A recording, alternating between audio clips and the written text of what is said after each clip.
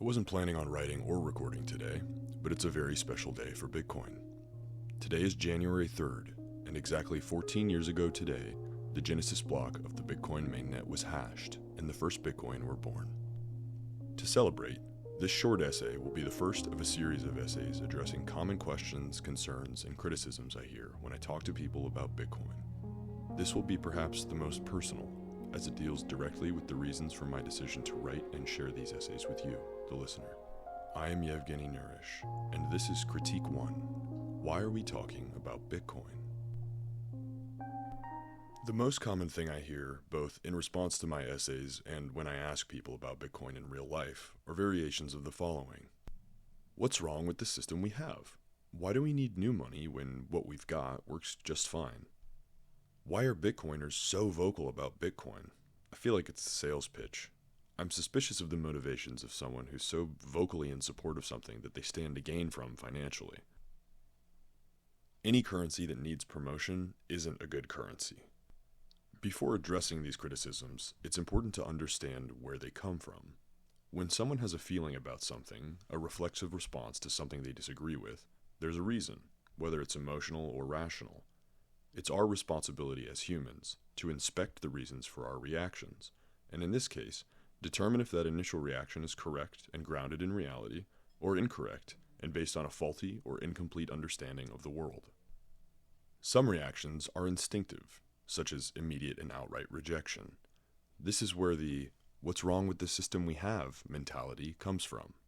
This is a gut reaction of revulsion, because Bitcoin is a rejection of reality as they understand it. For many, especially those who have participated in the fiat system for their entire adult lives with no alternative, the orange pill is a bitter one. It requires them to acknowledge their lifelong participation in a fundamentally broken financial and monetary system that has been sold to them effectively since birth, and that would make anyone feel foolish. When someone asks you to question beliefs that you've held to be fundamentally true for 30, 40, 50 plus years, it's much easier to assume that the questioner is a liar or a scammer, rather than to assume your beliefs are based in falsehoods. This is why I always encourage listeners to do their own research. It's not as though we're born with an awareness of how financial systems work, how money is made, and how cycles of debt and credit perpetuate, proliferate, and implode. If you don't understand why inflation is a threat, or even a problem, it doesn't make you stupid. Our primary education system fails to teach us these concepts at any level, and our universities benefit financially from and are so deeply ideologically entrenched in these systems that they are heavily incentivized to teach people how to maintain the status quo rather than question it. What we have is not just fine. It has very obvious problems on the surface, and those problems only get more obvious and more frightening the deeper you go. Even if things were working okay on average, since when did humans settle for okay? Our species is practically defined by our obsessive fixation on progress, and there's no reason to settle for highly manipulable okay money when we have an engineering solution that is sound, practical, and trustless. My essays are not comprehensive. They're meant to be introductions to concepts, not dissertations. While I love communicating with and receiving feedback from listeners, this communication is one way, so it's rare that I'm able to address specific points, disagreements, or concerns meaningfully. If you have a gut reaction to something I say, look it up, and if you still feel that I'm wrong, call me out. The worst thing that happens is we both learn something new.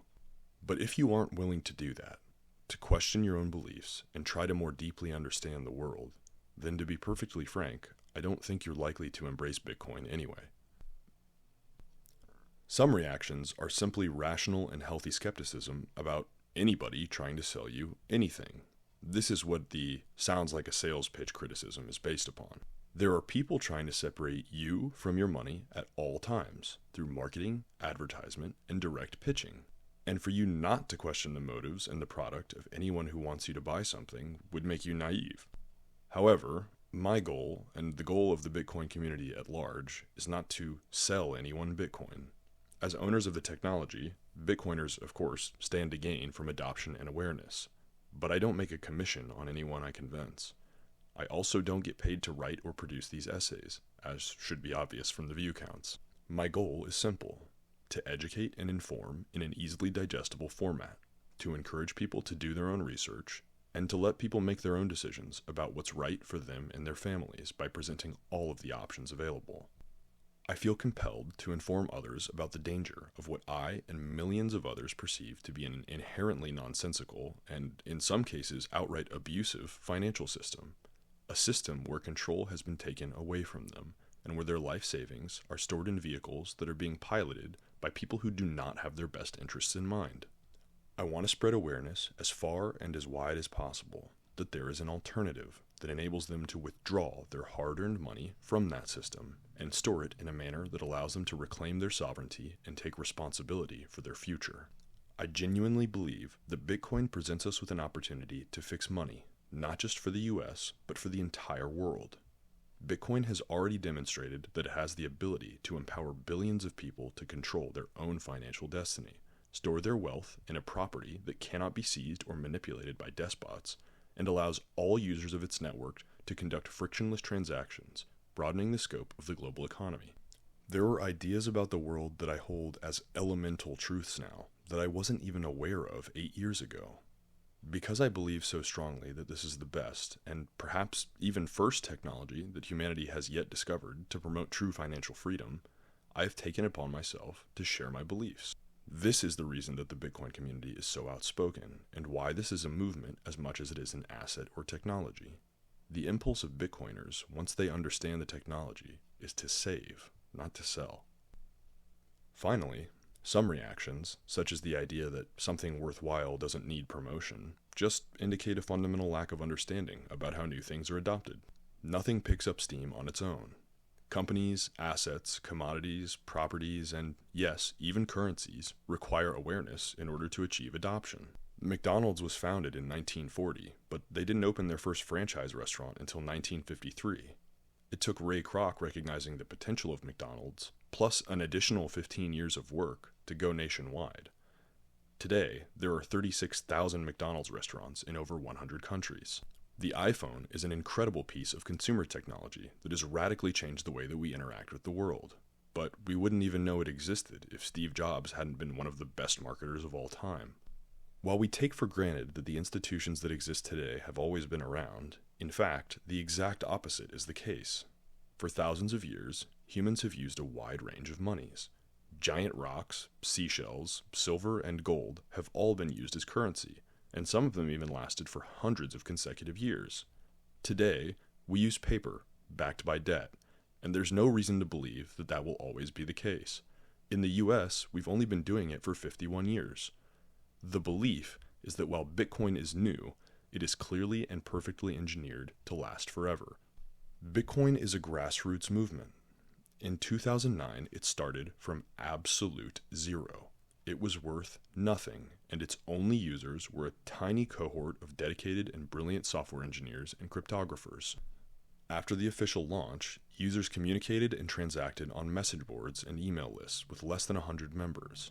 But slowly, over time, people began to recognize the value proposition of a digital property, a scarce asset without an issuer, a store of value, and a peer-to-peer cash network all rolled into one piece of software.